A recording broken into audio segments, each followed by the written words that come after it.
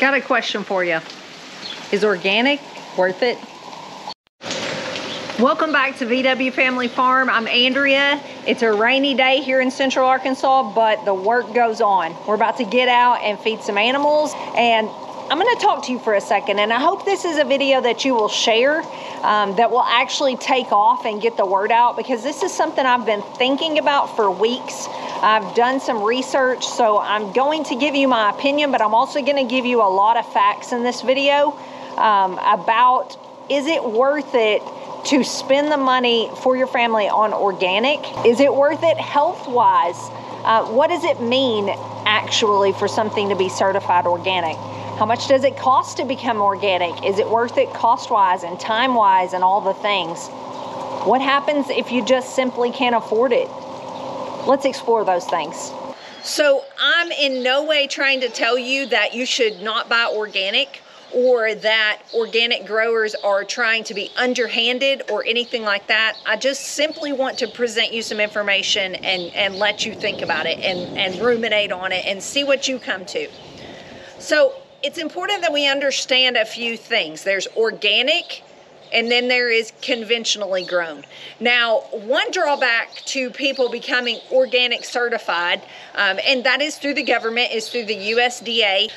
One drawback is the money. It can cost you anywhere from a few hundred to several $1,000s to become certified organic.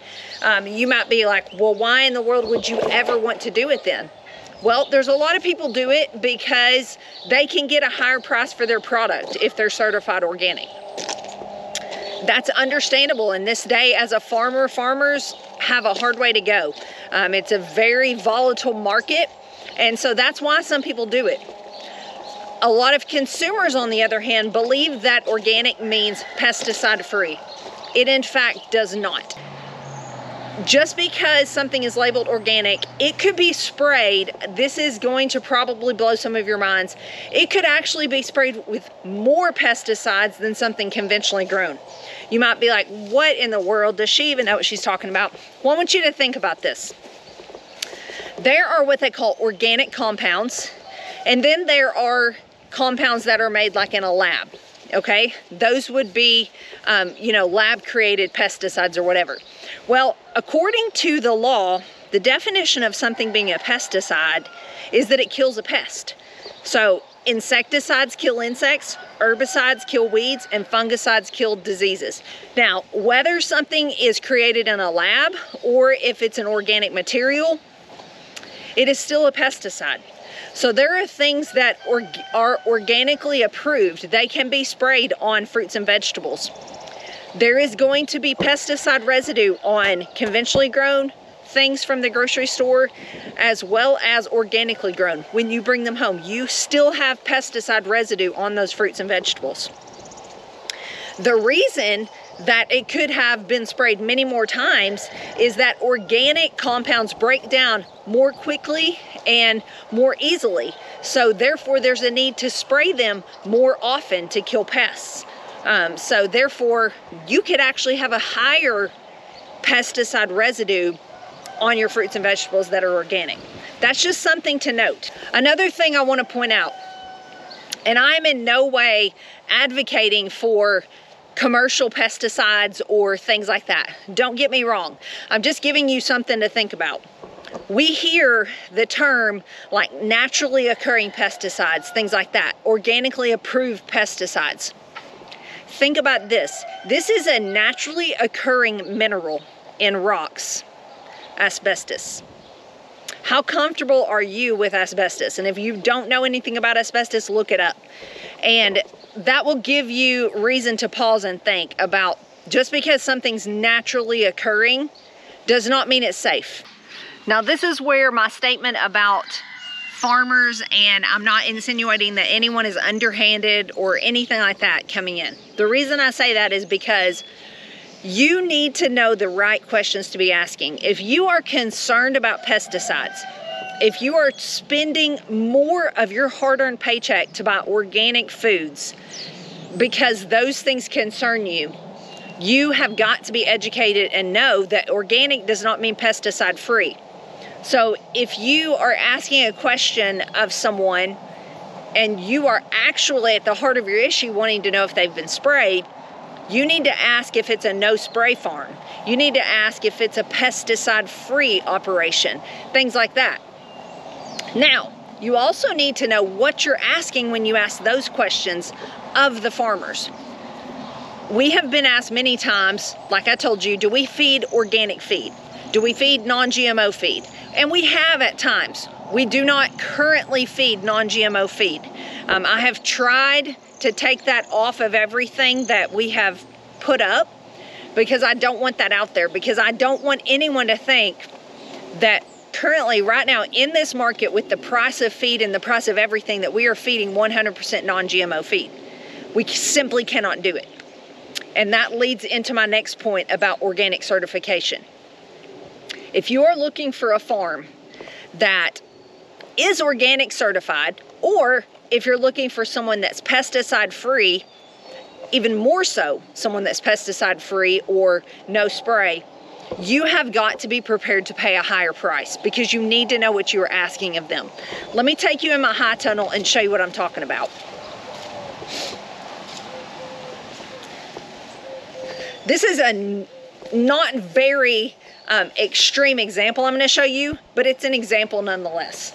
I want you to look down here. These bok choy are going to seed, but I want you to see, can you see some bug damage on those? See some holes? We have grown strawberries in the past. Lately, I've been seeing local people bashing the strawberry growers in our area because they're not spray free. Well, the fact remains, I'm also seeing them bashing people for the prices of strawberries this year. And what they don't understand is if those places weren't spraying at all, those strawberries would probably have bug damage. We've grown strawberries, I know from experience. One pest in this area is slugs that will come in and they will leave like a film on your strawberries, or they'll eat parts of them, different things like that. And so the same people that are wanting, you know, spray free or, you know, low price or whatever the case may be, if they went and picked those strawberries, I guarantee you they would not pick those that are damaged. So those that are damaged are just waste. So their crop, what I'm getting at is their crop is really reduced. If you are still wanting perfect looking fruits and vegetables that haven't been sprayed, but you're also getting a really good price for, you just can't have it all. So if you are wanting organic or even better, naturally grown, that's what you need to be looking for from a local farmer. Not going and buying organic from Whole Foods or Trader Joe's or natural grocers. Those are chains. You're supporting a corporation that you don't know where that stuff came from or what that farmer's doing. I would venture to say you're much better off to become friends with your local farmer. And I'm not saying that because I am one. You need to find one in your own area and ask the questions of them. But if they're honest with you and they say, just like I have had someone recently say, do your cows ever get a drop of grain? And I will be completely honest with people and say, yes, in the winter when, you know, they need protein, we're going to give them some protein. We're not going to let the animals suffer just to say they've never had a drop of grain.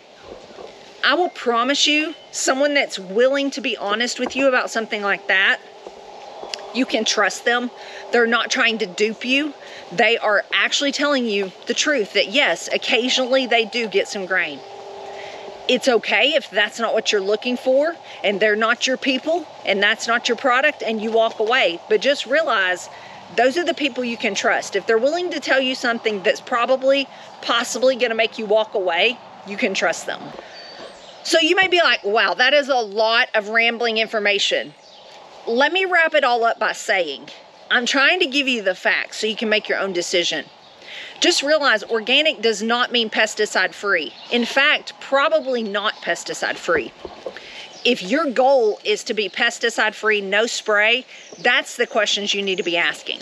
But you can't go ask those at Walmart. You're going to have to find a farmer that you can ask those to. And then if they tell you here, here, and here is our practices, you need to judge, hey, is that right for me? Am I willing to get behind this farmer and support them? If not, and you're completely, you know, drawing a hard line and saying, we will not ever eat anything that is not this, this, or this, you need to realize you're probably going to pay quite elevated prices, because those ugly fruits, until we as consumers change what we're willing to buy, and you're willing to still buy those things that are ugly fruits, or, you know, trim up those, say, strawberries that have some damage or whatever, I realize you wouldn't want to pay full price for those. But until we're willing to do some giving on our part so that farmers can grow like that, their hand is being forced to take measures to, say, spray or feed a lesser quality feed, or whatever the case may be. Thanks for coming to my talk. I feel like, I don't know about y'all, but in looking into these things, my eyes have truly been opened. I